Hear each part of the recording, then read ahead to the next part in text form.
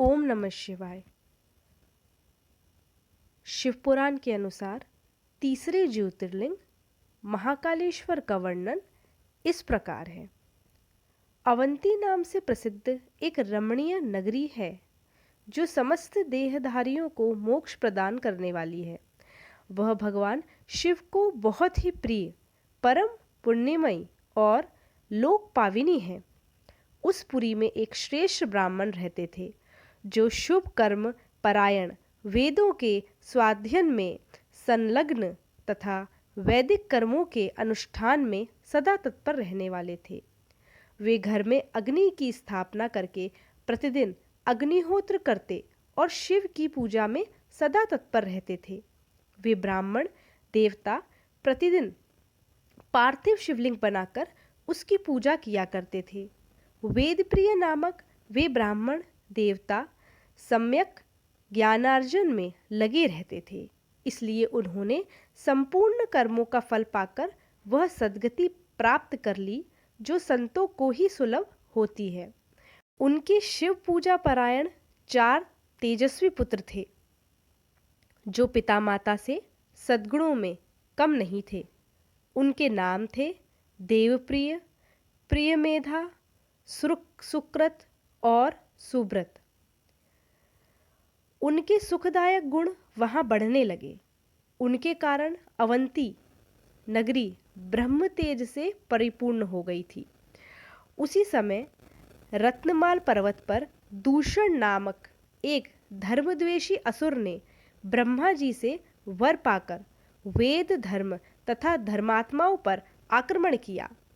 अंत में उसने सेना लेकर अवंती के ब्राह्मणों पर भी चढ़ाई कर दी। उसकी आज्ञा से 4 भयानक दैत्य चारों दिशाओं में प्रलयाग्नि के समान प्रकट हो गए, परंतु वे शिव विश्वासी ब्राह्मण बंधु उनसे डरे नहीं। जब नगर के ब्राह्मण बहुत घबरा गए तब उन्होंने उनको आश्वासन देते हुए कहा, आप लोग भक्तवत्सल भगवान शंकर पर भरोसा रखें।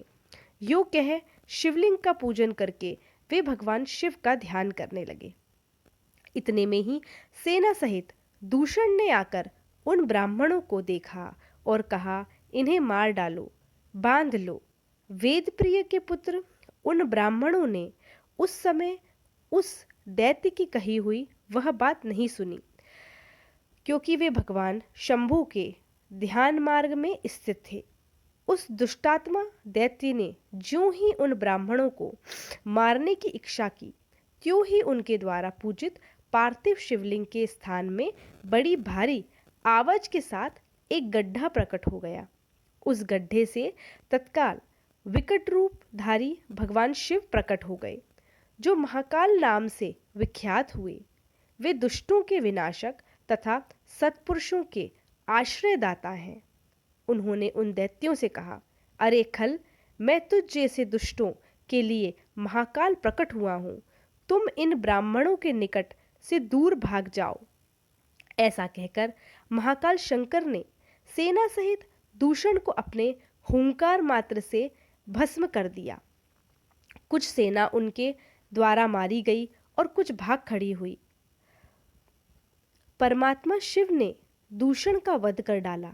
जैसे सूर्य को देखकर संपूर्ण अंधकार नष्ट हो जाता है, उसी प्रकार भगवान शिव को देखकर उसकी सारी सेना अदृश्य हो गई।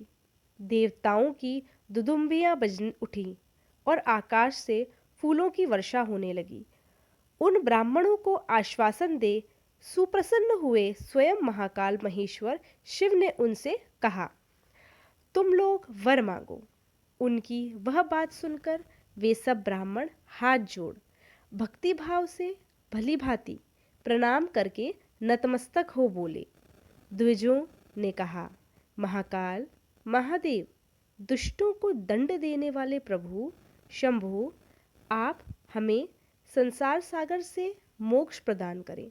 शिव, आप जनसाधारण की रक्षा के लिए सदा यहीं रहे। प्रभु शंभु, अपना दर्शन करने वाले मनुष्यों का आप सदा ही उद्धार करें।